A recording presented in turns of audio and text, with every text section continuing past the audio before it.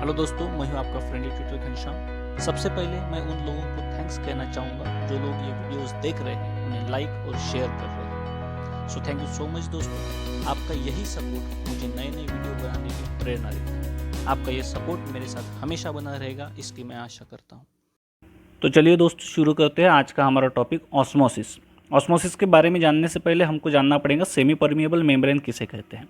और semi permeable membrane को अगर मैं डिफाइन करूँ तो वो कैसे बनेगा कि a membrane which allows only solvent molecules and not the solid molecule to pass through it is called as semi permeable membrane. उसके नाम में ही उसकी इन्फॉर्मेशन छुपी हुई है कि सेमी यानी हाफ, आधी चीज़ों को जाने की परमिशन देगी, आधी चीज़ों को जाने की परमिशन नहीं मिलेगी, उसे कहेंगे सेमी परमिएबल मेम्ब्रेन। ये वाइडली एक्सेप्टेड फिनोमेनन है, बहुत जगह पे हमको पाया जाता है सेमी परमिएबल मेम्ब्रेन। आपके बॉडी में भी है, नेचर में भी है, प्लांट्स में भी है, एनिमल्स में भी है, बहुत जगह पे सेमी परमिएबल मेम्ब्रेन पाई जाती है। ठीक है, तो उसके एग्जांपल्स कौन से रहेंगे? उसके एग्जांपल रहेंगे एनिमल ब्लैडर रहेगा, सेल मेम्ब्रेन रहेगी, parchment paper, copper ferrocyanide membrane, ये उसके हमारे एग्जांपल्स है।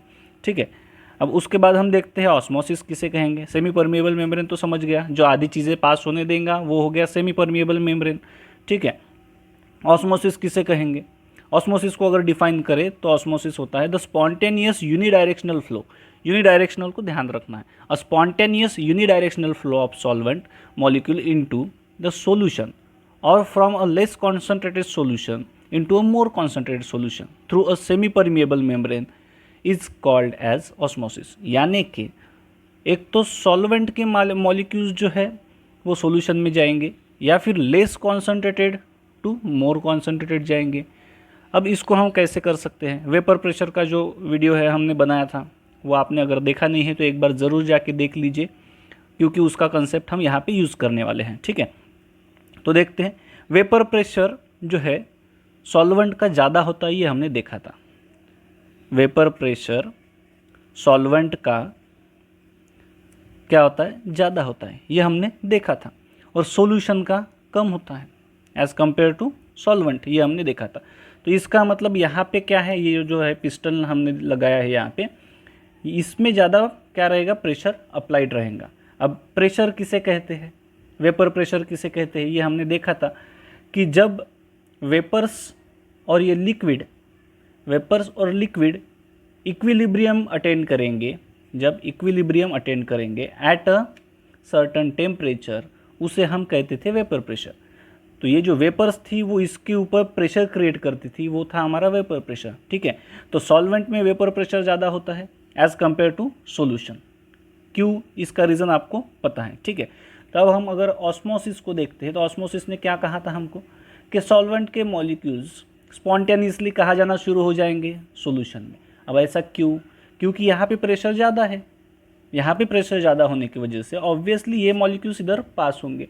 अब सेमी परमिएबल होने की वजह से यहाँ के तो यहाँ जा सकते हैं, यहाँ के मॉलिक्यूल्स यहाँ पे नहीं आएंगे।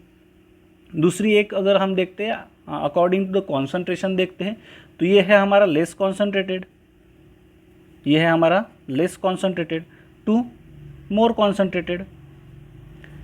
तो ये कहाँ पे जाएगा? Less concentrated to more concentrated.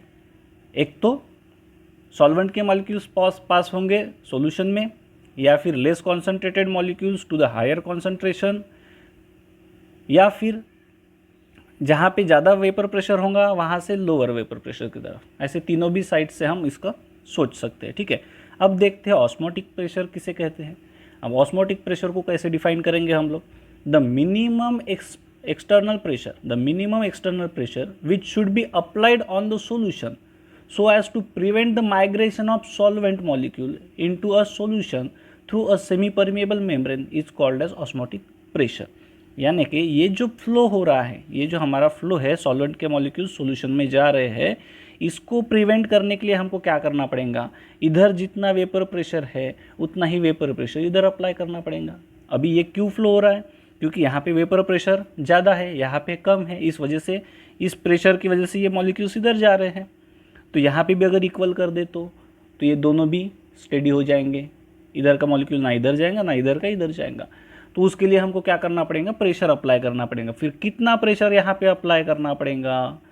जितना प्रेशर अप्लाई करने के बाद ये स्टॉप होगा, उसको हम कहते हैं ऑस्मोटिक प्रेशर। ठीक है, ऑस्मोटिक प्रेशर समझ गए। ऑस्मोटिक प्रेशर क्या होता है? अब on the basis of osmotic pressure या फिर sometimes on the basis of concentration, इसके 3 टाइप पड़ते हैं सॉल्यूशंस के। तो कौन से? आइसोटोनिक। अब आइसोटोनिक को कैसे डिफाइन करेंगे? सॉल्यूशन हैविंग इक्वल एस्मोटिक प्रेशर, यानी ऐसे सॉल्यूशंस अगर हमने 2 सॉल्यूशन लिए तो दोनों का अगर ऑस्मोटिक प्रेशर सेम है तो वो हो गया हमारा आइसोटोनिक। 1 का भी इज इक्वल टू 2। अब हाइपो किसे कहेंगे? A solution having equal osmotic pressure, ये हो गया हमारा isotonic. When a osmotic pressure of solution is less than that of the another, एक का कम है दूसरे का ज़्यादा है, तो फर्स्ट का अगर मैं बोलता हूँ कम है दूसरे का ज़्यादा है, तो ये 1 वाला क्या हो गया हमारा हाइपोटोनिक सॉल्यूशन। ठीक है, और हाइपरटोनिक किसे कहेंगे? When a osmotic pressure of a solution is less than that of another, ये हो गया हमारा hypo. When a osmotic pressure of a solution is higher than that of solution another solution, ये हो गया हमारा हाइपरटोनिक। तो इसमें अगर मैं लेता हूँ 1 और 2, तो इसमें अगर मैं बोलता हूँ कि 1 का ज़्यादा है तो 1 क्या हो गया? Hypertonic solution. जिसका प्रेशर ज़्यादा, जिसका ऑस्मोटिक प्रेशर ज़्यादा वो हाइपर, जिसका ऑस्मोटिक प्रेशर कम वो हाइपो, और दोनों का अगर सेम है तो आइसो। ठीक है, ये हमको समझ गया। अब हम देखते हैं रिवर्स ऑस्मोसिस किसे कहते हैं। रिवर्स ऑस्मोसिस हमने बहुत बार देखा है, हमने टीवी एडवर्टाइजमेंट में भी इसके बारे में जाना है। अगर आपको याद नहीं तो मैं आपको याद दिला दूँ, हम RO वाटर पीते हैं, तो RO जो वाटर है उसको हम बोलते हैं reverse osmosis, RO, reverse osmosis से बना हुआ वाटर RO वाटर, इसलिए उसमें का बहुत सा पानी वेस्ट होता है। ठीक है, तो हम देखते हैं कैसे वो फिनोमेनन काम करता है। अब यहाँ पे फ्रेश वाटर है, यहाँ पे सॉल्ट वाटर है। ठीक है, अब हम क्या करेंगे? यहाँ पे जो प्रेशर है, अब तक क्या हो रहा था? ये जो पानी है इधर जा रहा था, ये हमारा सॉल्वेंट टू सॉल्यूशन। अब क्या होगा? ये जो इधर फ्लो हो रहा था हम इसको कैंसिल कर देंगे। और अब क्या करेंगे? इसको कैंसिल करने के लिए क्या करेंगे? हमने ऑस्मोटिक प्रेशर देखा था कि दोनों को इक्वल करते अगर इधर प्रेशर अप्लाई करता है तो हम उससे भी ज़्यादा प्रेशर अप्लाई करेंगे। ठीक है, हम इतना प्रेशर अप्लाई करेंगे कि जिससे ये जो फ्लो है वो कन्वर्ट होके इस साइड हो जाएगा। तो हम यहाँ पे ट्रेमेंडस प्रेशर अप्लाई करेंगे। क्या अप्लाई करेंगे? प्रेशर। तो हमने यहाँ पे प्रेशर अप्लाई किया। कितना प्रेशर अप्लाई किया? जितना प्रेशर यहाँ के मॉलिक्यूल्स को इधर जाने के लिए मजबूर करे। अभी तो ये फ्लो चालू था हमारा, अब तक कौन सा फ्लो चालू था? ये वाला चालू था। अब हमने इसको कैंसिल करना है क्योंकि हमको रिवर्स ऑस्मोसिस करना है। तो रिवर्स ऑस्मोसिस के लिए हम क्या करेंगे? इस फ्लो को इधर कन्वर्ट करेंगे। हमको ऐसा फ्लो चाहिए, है ना। अब तक क्या हो रहा था? Less concentration to more concentration. अब हम क्या करने वाले हैं? More concentration to less concentration करना है। अभी क्या करना है? More concentration to less concentration करना है।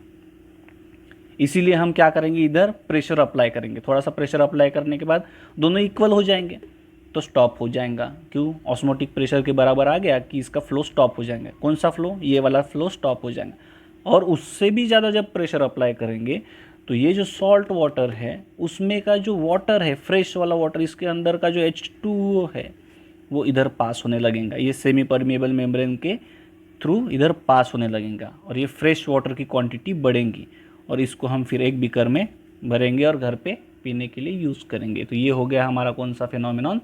रिवर्स ऑस्मोसिस का, जिसमें हम मोर कॉन्सेंट्रेटेड टू लेस कॉन्सेंट्रेटेड उसको ट्रैवल करने के लिए मजबूर करते हैं बाय मीन्स ऑफ प्रेशर। ठीक है, तो इसमें सब प्रेशर का खेल है, वेपर प्रेशर का। तो आपको वेपर प्रेशर अगर अच्छे से समझता है तो आपको ये फिनोमेनन्स भी बहुत अच्छे से समझेंगे। Thank you so much for watching this video. Thank you for watching this video. इस चैनल को सब्सक्राइब कीजिए और नोटिफिकेशन के लिए नीचे दिए गए बेल आइकन को दबाएं।